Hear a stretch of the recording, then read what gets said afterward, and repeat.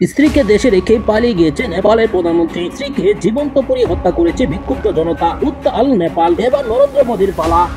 জেনজিদের বিক্ষোভের মুখে পদত্যাগ করেছেন নেপালের প্রধানমন্ত্রী কেপি শর্মা ওলি। এর পরপরই আরো উত্তাল হয়ে ওঠে দেশটির জনগণ। প্রধানমন্ত্রী ঝাড়ের স্ত্রীকে জীবন্ত পুড়িয়ে মেরেছে বিক্ষোভকারীরা। শ্রীলঙ্কা আর বাংলাদেশের দেখানো পথে জয় নিয়ে ফিরলেন নেপালের তরুণ দুর্গীরা। সে সাথে স্বল্প সময়ের বিক্ষোভে সরকার ফেলে দেয় নজিরও করেছেন জেনজি প্রজন্ম। ভারতের সেনাপ্রধান জেনারেল উপেন্দ্র দ্বিবেদী স্বীকার করলেন যে দেশটি বহুমুখী নিরাপত্তা চ্যালেঞ্জে জর্জরিত। বাংলাদেশের 5 আগস্টের বিপ্লবের আগে যারা বলেছিল কিছুই হবে না, তাদের চোখের সামনেই গতিতে আগুন ধরেছিল। নেপালে তা বাস্তব হলো। ভারতে তার ছায়া এসে গেছে। এখন শুধু অপেক্ষা আগুনটা কোথা থেকে শুরু হবে। প্রধানমন্ত্রীর পদত্যাগের ঘটনায় চরম উদ্বেগে রয়েছেন ভারতের প্রধানমন্ত্রী নরেন্দ্র মোদী। কিন্তু কেন তার এই উদ্বিগ্নতা? যা দিল্লিতে যে ভয়ঙ্কর খেলা হয়ে গেল। দিদিমণি প্রায়শই বলে থাকেন যে 2024-এর নির্বাচনের পর থেকেই তার মুখ থেকে আমরা শুনতে পাচ্ছি যে এই মোদী সরকার 2029 অব্দি যাওয়া তো অনেক দূরের কথা, 6 মাসও নাকি এই সরকারটা টিকবে না। নেপালের পর ভারতের কি হাত ছাড়া হবে চিকেন স্নেক? যেটা বাংলাদেশে হয়েছিল 5ই আগস্ট 2024, রিপিট ইন নেপাল। এই 7টা রাজ্য এবং আমাদের পশ্চিমবাংলা, যেখানে এই নেপাল এবং বাংলাদেশ বর্ডার, এটাকে অশান্ত করবে। ভারতীয় দাসত্বের দিন শেষ, এবার বাংলাদেশের পর দাসত্বমুক্ত হলো নেপাল। পরবর্তী টার্গেট चिकन नेक दखल करे ग्रेटर बांग्लादेश गठबंधन। बांग्लादेश में हो गया, नेपाल में हो गया, श्रीलंका में हो गया। भारत की स्थिति भी ठीक नहीं है, ये ऊपर सब दिखा रहे हैं। মাত্র ক বছরের মধ্যে ভারতের আশেপাশে যা ঘটছে তা ভারতের কাছে, ভারতের শাসক শ্রেণীর কাছে খুব চিন্তার বিষয়। সম্মানিত দর্শক, আসসালামু আলাইকুম। নতুন একটি নিউজে আপনাকে স্বাগতম। প্রিয় দর্শক, নেপালের প্রধানমন্ত্রী পদত্যাগ করে দেশ থেকে পালিয়ে যাবার পরে তার স্ত্রীকে পিটিয়ে হত্যা, বিশ্বজুড়ে তোলপাড়। নেপালের মতো পরিস্থিতি ভারতেও হতে পারে, হুঁশিয়ারি শিবসেনা এমপির। গদি হারানোর ভয়ে চরম উদ্বিগ্ন মোদী। তাহলে কি নেপালের পরে এবার ভারতের পালা? হাসিনা ওলির মতো নরেন্দ্র মোদীও কি দেশ ছেড়ে পালিয়ে যাবেন? অবশেষে বেরিয়ে এলো চাঞ্চল্যকর তথ্য। এদিকে বাংলাদেশের কৌশলে নেপালের পর এবার শিলিগুড়ি করিডোরও হারাবে ভারত। চিকেন স্নেক হারানোর ভয়ে দিশেহারা ভারতীয়রা। পশ্চিমবাংলা জুড়ে ব্যাপক তোলপাড়। অপরদিকে নরেন্দ্র মোদীকে 6 মাসের মধ্যে গদি ছাড়া করার হুঙ্কার দিয়ে একই বার্তা দিলেন মমতা ব্যানার্জি। প্রিয় দর্শক, আমাদের আজকের ভিডিওতে অত্যন্ত গুরুত্বপূর্ণ তথ্য শেয়ার করা হয়েছে। দয়া করে ভিডিওটি শুরু থেকে শেষ পর্যন্ত ধৈর্য সহকারে দেখে একটি লাইক দিয়ে সবাইকে বেশি বেশি করে শেয়ার করে দিবেন। সেই সাথে আমাদের ভিডিওটি আপনি বাংলাদেশের কোন জেলায় বসে দেখছেন বা শুনছেন সেটি অবশ্যই কমেন্ট বক্সে কমেন্ট করে জানিয়ে দিতে ভুলবেন না। জেনজিদের বিক্ষোভের মুখে পদত্যাগ করেছেন নেপালের প্রধানমন্ত্রী কেপি শর্মা ওলি। এর পরপরই আরো উত্তাল হয়ে ওঠে দেশটির জনগণ। তাদের পার্লামেন্ট ভবন, সরকারি বাসভবন ও গুরুত্বপূর্ণ অনেক স্থাপনা এখন এক একটি আগুনের লেলিহান শিখা। অন্যদিকে সাবেক প্রধানমন্ত্রী ঝালনাথ খানালের স্ত্রীকে জীবন্ত পুড়িয়ে মেরেছে বিক্ষোভকারীরা। নেপালের বর্তমান অবস্থা নিয়ে আরো থাকছে লিমা শান্তির রিপোর্ট। নেপালের প্রধানমন্ত্রী কেপি শর্মা ওলির পদত্যাগের পর ক্ষোভে ফেটে পড়েন বিক্ষোভকারীরা। আগুন ধরিয়ে দেয় দেশটির পার্লামেন্ট ভবন, সরকারি বাসভবন ও গুরুত্বপূর্ণ অনেক স্থাপনায়। এক সরকারি কর্মকর্তার বরাত দিয়ে আন্তর্জাতিক কয়েকটি সংবাদ মাধ্যম প্রকাশ করেছে এই তথ্যটি। বিষয়টি নিয়ে দেশটির সংসদ সচিবালয়ের মুখপাত্র ইকরাম ক্রি বলেন, পার্লামেন্ট এলাকায় শত শত মানুষ ঢুকে প্রধান ভবনটিতে আগুন ধরিয়ে দিয়েছে। এর আগে বিক্ষোভের মুখে সরকারি বাসভবন থেকে হেলিকপ্টারের মাধ্যমে মন্ত্রীদের সরিয়ে নিয়েছে দেশটির সেনাবাহিনী। সেখানে মন্ত্রী ও শীর্ষ কর্মকর্তাদের বাড়িঘরে ধারাবাহিক অগ্নিসংযোগ ও ভাঙচুরের ঘটনার পর এ পদক্ষেপ নেওয়া হয়। এর আগে বিক্ষোভকারীরা কাঠমান্ডুর ভৈসে পাটিতেই এক মন্ত্রীর বাসভবনে আগুন ধরিয়ে দেয়। এছাড়াও আন্তর্জাতিক প্রতিবেদনগুলো বলছে সংসদ ভবন রক্ষায় সেনা মোতায়েন করা হয়েছে। উচ্চ পদস্থ কর্মকর্তাদের সামরিক ব্যারাকে নিরাপত্তা দেওয়া হচ্ছে। জেনজিদের বিক্ষোভের মুখে 9 সেপ্টেম্বর দুপুরে পদত্যাগ করতে বাধ্য হন নেপালের প্রধানমন্ত্রী কেপি শর্মা ওলি। এই আন্দোলনের অন্যতম দাবি ছিল ওলির পদত্যাগ। 9 সেপ্টেম্বর ভোর থেকেই তাই কাঠমান্ডু সহ নেপাল জুড়ে জেনজিদের বিক্ষোভ অব্যাহত ছিল। এ সময় উত্তেজিত জনতা একাধিক প্রভাবশালী নেতার বাসভবনে হামলা ও ভাঙচুর চালায়। আক্রমণ করা হয় ওলি ও সাবেক প্রধানমন্ত্রী শের বাহাদুর দেওবার বাসভবনেও। এদিকে নেপালের সাবেক প্রধানমন্ত্রী শের বাহাদুর দেওবারকে মারধর করেছেন বিক্ষোভকারীরা। এর আগে তার ব্যক্তিগত বাসভবন সহ অন্যান্য মন্ত্রী ও রাজনীতিবিদদের বাড়িতে গিয়ে অগ্নিসংযোগ ও ভাঙচুর করেন বিক্ষোভকারীরা। এছাড়া পররাষ্ট্রমন্ত্রী আরজু রানা দেওবারকেও আটকে রেখেছেন তারা। অন্যদিকে আরেক সাবেক প্রধানমন্ত্রী ঝালনাথ খানালের স্ত্রী রাজলক্ষ্মী চিত্রকরকে জীবন্ত পুড়িয়ে হত্যা করেছে বিক্ষোভকারীরা। স্থানীয় সংবাদ মাধ্যমের খবরে বলা হয়েছে, বিক্ষোভকারীরা যখন ঝালনাথের বাড়িতে ঢুকে আগুন ধরিয়ে দেন তখন তার স্ত্রী বাড়ির ভেতরে ছিলেন। এই ঘটনার পর তাকে হাসপাতালে নিয়ে যাওয়া হলে কর্তব্যরত চিকিৎসক তাকে মৃত ঘোষণা করেন। बांग्लादेश में हो गया, नेपाल में हो गया, श्रीलंका में हो गया। भारत की स्थिति भी ठीक नहीं है, ये ऊपर सब दिखा रहे हैं। लोग अंदर अंदर बहुत अस्वस्थ और असंतोषी है, तो सबको सावधान रहना चाहिए। নেপালের মতো ভারতেও গণ অভ্যুত্থান পরিস্থিতি হতে পারে এমন হুঁশিয়ারি দিয়েছেন শিবসেনা নেতা ও সংসদ সদস্য সঞ্জয় রাউত। তিনি বলেছেন, ভারতের রাজনীতিবিদরা যদি এখনই নিজেদের না সামলায় তবে নেপালের মতো পরিস্থিতি এদেশেও দেখা দিতে পারে। নরেন্দ্র মোদীকে কঠোর হুঁশিয়ারি শিবসেনা নেতার। সঞ্জয় রাউতের দাবি, নরেন্দ্র মোদীর নেতৃত্বাধীন কেন্দ্রীয় সরকারও গভীরভাবে দুর্নীতিগ্রস্ত। স্বৈরশাসন, দুর্নীতি আর স্বজন প্রীতির যে আগুন নেপালে জ্বলছে সেটি ভারতে ছড়িয়ে পড়তে পারে বলে মন্তব্য করেন তিনি। তবে তার মতে ভারত এখনো সেই পরিস্থিতিতে যায়নি কেবল মহাত্মা গান্ধীর অহিংস নীতির কারণে। দ্য ইকোনমিক টাইমসের এক প্রতিবেদনে এমন তথ্য প্রকাশ করা হয়। भारत आज तक जो बचा है वो सिर्फ यहाँ महात्मा गांधी का जन्म हुआ और गांधी को आज ये देश मानता है, इसलिए ये लोग बचे हुए। তিনি আরো বলেন, ভারত বেঁচে আছে শুধু এই কারণে যে মহাত্মা গান্ধী এই মাটিতে জন্মেছিলেন। মানুষ আজও তাকে বিশ্বাস করে, সেই কারণেই শাসকেরা টিকে আছেন। মোদীজি, আপনি যতই গান্ধীকে আক্রমণ করুন, আপনার সরকারও গান্ধীর আদর্শের কারণেই টিকে আছে। नेपाल भारत को हमारा बड़ा भाई मानता था, भूटान भारत को बड़ा भाई मानता था, लेकिन जब नेपाल और भूटान पर संकट आया तो ये बड़ा भाई उनके साथ खड़ा नहीं रहा। ये हमारे विदेश नीति का फेल्यूर है। সঞ্জয় রাউত আরো অভিযোগ করেন, মোদী সরকারের পররাষ্ট্র নীতি ব্যর্থতার দিকেই এগোচ্ছে। নেপালকে উদাহরণ হিসেবে টেনে এনে তিনি বলেন, একসময় নেপাল আমাদের সবচেয়ে ঘনিষ্ঠ বন্ধু ছিল। তারা ভারতকে বড় ভাই মনে করত, কিন্তু তাদের সংকটে ভারত সাহায্যের হাত বাড়ায়নি। এটি আমাদের পররাষ্ট্র নীতির স্পষ্ট ব্যর্থতা। মাত্র কবছরের মধ্যে ভারতের আশেপাশে যা ঘটছে তা ভারতের কাছে, ভারতের শাসক শ্রেণীর কাছে খুব চিন্তার বিষয়। শ্রীলঙ্কা থেকে বাংলাদেশ আর এখন নেপাল পর্যন্ত ভারতের প্রায় সব প্রতিবেশী রাষ্ট্রে রাজনৈতিক পালাবদল হচ্ছে গণবিক্ষোভ বা গণ অভ্যুত্থানের মধ্যে দিয়ে, এবং সেগুলো যখন শুরু হচ্ছে বোঝাও যাচ্ছে না যে ওই ছোট্ট ইস্যুগুলো হঠাৎই এক বিরাট চেহারা নেবে।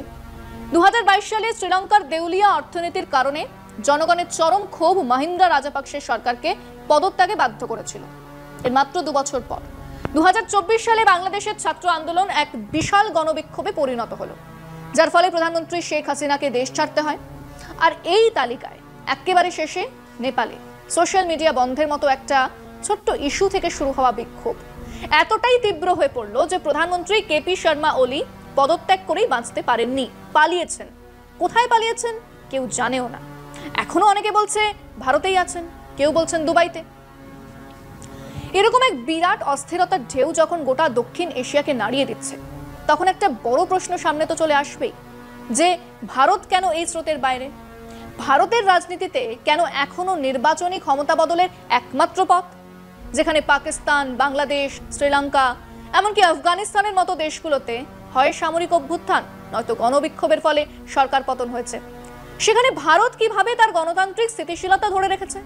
মানে আমাদের প্রতিবেশীর ঘরে আগুন, সেখানে ঘন ঘন সরকার বদলে যায়, এক ধাক্কায় ক্ষমতা বদল হয়ে গেল শ্রীলঙ্কাতে, বাংলাদেশ এবং নেপালেও। নেপালের পর ভারতের কি হাত ছাড়া হবে চিকেন স্নেক? যেটা বাংলাদেশে হয়েছিল 5ই আগস্ট 2024, রিপিট ইন নেপাল। এই 7টা রাজ্য এবং আমাদের পশ্চিমবাংলা, যেখানে এই নেপাল এবং বাংলাদেশ বর্ডার, এটাকে অশান্ত করবে। ভারতীয় দাসত্বের দিন শেষ, এবার বাংলাদেশের পর দাসত্বমুক্ত হলো নেপাল। পরবর্তী টার্গেট চিকেন নেক দখল করে গ্রেটার বাংলাদেশ গঠন। ছাত্র জনতার গণ অভ্যুত্থানের মাধ্যমে বাংলাদেশ ভারতীয় দাসত্বমুক্ত হয়েছে। বাংলাদেশের তরুণ সমাজ নতুন করে নিজেদের বাংলাদেশকে গড়ে তোলার সুযোগ পেয়েছে। নতুন বাংলাদেশ কারো গোলামি করে না, বরং বিশ্ব দরবারে মাথা উঁচু করে চলে। বাংলাদেশকে ভারতীয় দাসত্বমুক্ত করার পর নেপাল ও বাংলাদেশের দেখানো পথেই ভারতের দাসত্বমুক্ত হয়েছে। এবার পরবর্তী টার্গেট পশ্চিমবাংলা ও 7 সিস্টার্স। নেপালের পর এবার চিকেন নেক দখল করে পশ্চিমবাংলা ও 7 সিস্টার্সকে ভারতীয় দাসত্বমুক্ত করবে বাংলাদেশ। না, এই দাবিটা আমাদের নয়, বরং পশ্চিমবাংলা মিডিয়া নিজেই বলছে। কিভাবে নেপালের পর এবার গ্রেটার বাংলাদেশ গঠনের রাস্তা সুগম হলো বাংলাদেশের? কেন ভারত এখন পশ্চিমবাংলা ও 7 সিস্টার্সকে নিয়ে ভয়ে আছে? বিস্তারিত থাকছে আজকের এই ভিডিওতে। নেপালের পর ভারতের কি হাত ছাড়া হবে চিকেন স্নেক? এই প্রশ্নটা বারবার করে উঠে আসছে, কারণ গতকালের পর আজকে সকাল থেকে আরো বেশি করে উত্তপ্ত হয়ে উঠেছে নেপালের পরিস্থিতি। আমরা আলোচনায় যাব, কর্নেল দীপ্তাংশু চৌধুরী আমাদের সঙ্গে স্টুডিওতে রয়েছেন। তবে তার আগে নেপালের এক কর্নেল, তিনি কি বলছেন তার বক্তব্যটা একটু শুনে নিন। আমি নেপালি সেনাবাহিনীর একজন অবসরপ্রাপ্ত কর্নেল মাধব সুন্দর কার্গা।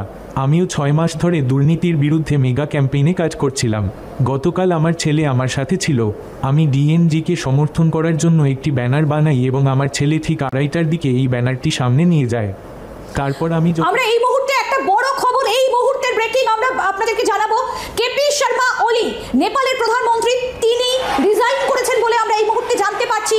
তিনি পদত্যাগ করেছেন। কিছুক্ষণ আগে তার বাড়ির ছবি আমরা আপনাদেরকে দেখাচ্ছিলাম যে কিভাবে উত্তেজিত জনতা তার বাড়ি ঘিরে ধরেছে, জ্বালিয়ে দেওয়া হয়েছে, ধোঁয়ায় ভরে গিয়েছে এবং এই মুহূর্তে তিনি পদত্যাগ করেছেন, বাধ্য হলেন পদত্যাগ করতে। কর্নেল চৌধুরী, আমরা এটা নিয়েই কথা বলছিলাম যে প্রেশারটা কি পর্যায়ে আসছে যে তাকে পদত্যাগ করতে হলো। আপনি কি এটা একেবারে হাসিনার পথ ধরে এগোবে বলে এখনো বলছেন? আমরা একদম অবাক হচ্ছি না, কারণ একটু আগেই আমি ইন্দিরার সঙ্গে আলোচনা করছিলাম, একদম টেমপ্লেটটা সেম যেটা বাংলাদেশে হয়েছিল 5ই আগস্ট 2024, রিপিট ইন নেপাল। আজকে আমরা 9 সেপ্টেম্বর 2025, একভাবে কেউ না কেউ কোনো না কোনো রাষ্ট্র তাদের এঁকে দিয়েছে, সেই আঁকা ছবিতেই ঘটনাগুলো হচ্ছে, ঘটনা প্রবাহ একইভাবে যাচ্ছে, যেটা আমরা বাংলাদেশে দেখেছিলাম। আজকে বাধ্য হয়ে অলি সরকারকে, আজকে অলিকে রিজাইন করতে হলো এবং এই পুরো সরকারটা আবার এই সরকারে কোনো না কোনো একটা সিআইএ ব্যাক্ট, যেমন ওখানে চাচা ইউনিসকে বাংলাদেশে বসানো হয়েছিল, এই নেপালে এরকম একটা ওদের লোক যে মার্কিন যুক্তরাষ্ট্রের কথা শুনবে সেরকম একটা লোক বসিয়ে দেওয়া হবে। তাকে দেখার জন্য একটা আমেরিকান অ্যাম্বাসাডার দেখবেন এই কদিনের মধ্যে নেপালে চেঞ্জ হবে, তার একটা ট্রাম্পের লোক বসবে এবং এই কমপ্লিট, আমরা যেটা একটু আগে আলোচনা করলাম, কমপ্লিট ইস্ট, পূর্ব এবং উত্তর পূর্ব, এই 7টা রাজ্য এবং আমাদের পশ্চিমবাংলা, যেখানে এই নেপাল এবং বাংলাদেশ বর্ডার, এটাকে অশান্ত করবে। নেপালের রাজনীতিতে ভারতের আধিপত্য সবচেয়ে বেশি ছিল। নেপালে নির্বাচন জিতে যে দলই আসুক না কেন, ভারতের কথায় উঠত এবং বসত। বাংলাদেশের মতোই নেপালের ছাত্র জনতাও দাসত্বমুক্ত হওয়ার স্বপ্ন দেখত। গণ অভ্যুত্থানের মাধ্যমে বাংলাদেশের ছাত্র জনতা যেভাবে ভারতীয় দাসত্বের শিকল ভেঙেছে, একই পথ অনুসরণ করলো নেপালও। বাংলাদেশের পর ভারত আরও একটি গুরুত্বপূর্ণ বন্ধু দেশ হারালো, চিকেন নেক। বাংলাদেশ এবং নেপালের মধ্যবর্তী স্থানে অবস্থিত। এখন দুই দেশই ভারতের দুশ্মনে পরিণত হয়েছে। এমন অবস্থায় চিকেন নেক দখল করে পশ্চিমবাংলা ও সেভেন সিস্টার্সের নিয়ন্ত্রণ নেওয়া সময়ের ব্যাপার মাত্র। তাই পশ্চিমবাংলার গদি মিডিয়া আশঙ্কা করছে, নেপালের পর এবার ভারত চিকেন নেকও হারাতে চলেছে। নেপালের পর এবার পশ্চিমবাংলা ও সেভেন সিস্টার্সও ভারতীয় দাসত্বমুক্ত হবে ইনশাআল্লাহ। একমত হলে কমেন্ট বক্সে ইয়েস লিখে জানিয়ে দিন আমাদের, সেই সাথে ভিডিও শেয়ার করে দেখার সুযোগ করে দিন আপনার বন্ধুদের। এদিকে ছাত্র দলের হার নিয়ে নানা হিসাব করছে বিএনপি। ঢাকা বিশ্ববিদ্যালয় কেন্দ্রীয় ছাত্র সংসদ ডাকসু নির্বাচনে ইসলামী ছাত্র শিবিরের জয় এবং জাতীয়তাবাদী ছাত্র দলের পরাজয়ের ঘটনায় দেশের প্রধান রাজনৈতিক দল বিএনপি নেতারা বিস্মিত ও হতভম্ব। কর্মী সমর্থকরা ভাবছেন বিষয়টি নিয়ে। হঠাৎ বিশাল ব্যবধানের এমন পর্যায়ের হিসাব মেলাতে পারছেন না তারা, বুঝতে পারছেন না কোথা থেকে কিভাবে কি হয়ে গেল। নানা হিসাব মেলানোর চেষ্টা করছেন তারা। কেউ কেউ জাতীয় নির্বাচনের কথা চিন্তা করে কিছুটা উদ্বেগ প্রকাশ করছেন, আবার কেউ বা বিস্ময় প্রকাশ করেন। তবে বেশিরভাগই মনে করছেন এ ছাত্র সংসদ নির্বাচন জাতীয় নির্বাচনে কোনো প্রভাব ফেলবে না। ডাকসুর ফলাফল জাতীয় রাজনীতিতে কোনো প্রভাব রাখবে কিনা এমন প্রশ্নের জবাবে বিএনপির জাতীয় স্থায়ী কমিটির সদস্য সালাউদ্দিন আহমদ বলেন, ডাকসুতে ভিপি জিএস হয়েছেন এমন অনেক নেতা জাতীয় রাজনীতিতে আছেন, কেউ বা হারিয়ে গেছেন। তাদের মধ্যে যারা বৃহৎ রাজনৈতিক সংগঠনভুক্ত ছিলেন তাদের কেউ কেউ জাতীয় সংসদে এসেছেন, বাকিরা এখন পর্যন্ত লড়াই করছেন, সংগ্রাম করছেন আসার জন্য। এক্ষেত্রে কারোর নাম নিয়ে বলাটা ঠিক হবে না। আমি তাদের উজ্জ্বল ভবিষ্যৎ কামনা করি। বিএনপির স্থায়ী কমিটির আরেক সদস্য বেগম সেলিমা রহমান বলেছেন, ডাকসু নির্বাচনে আওয়ামী লীগের দোসরদের সঙ্গে মিলে আরেকটি রাজনৈতিক দল কিভাবে খেলাটা খেললো এগুলো সবাইকে বুঝাতে হবে, জানাতে হবে এবং এখন থেকেই কাজ শুরু করতে হবে। বিএনপির অন্যতম vice chairman doctor Asaduzzaman Ripon বলেছেন, ছাত্রদলকে পরাজিত করতে শিবিরের সঙ্গে পুরনো বন্ধুত্বের সম্পর্ক জারি রেখেছে কার্যক্রম নিষিদ্ধ আওয়ামী লীগের ভাতৃপ্রতিম সংগঠন ছাত্রলীগ। দলটির একাধিক নেতার সঙ্গে আলাপকালে জানা গেছে এ ধাক্কা থেকে শিক্ষা নিয়ে তারা ভবিষ্যৎ পরিকল্পনা গ্রহণ করতে চান। বিএনপি মনে করে এতদিনে তারা রাজনৈতিক শত্রু নির্ধারণ করতে পেরেছে, এখন শত্রুকে টার্গেট করে পরিকল্পনা গ্রহণ ও কার্যক্রম পরিচালনা তাদের জন্য সহজ হবে। বিশেষ করে আগামী জাতীয় নির্বাচনে তারা জামায়াত ইসলামকে কিভাবে মোকাবেলা করবে তা নিয়ে তারা চিন্তা ভাবনা করছেন।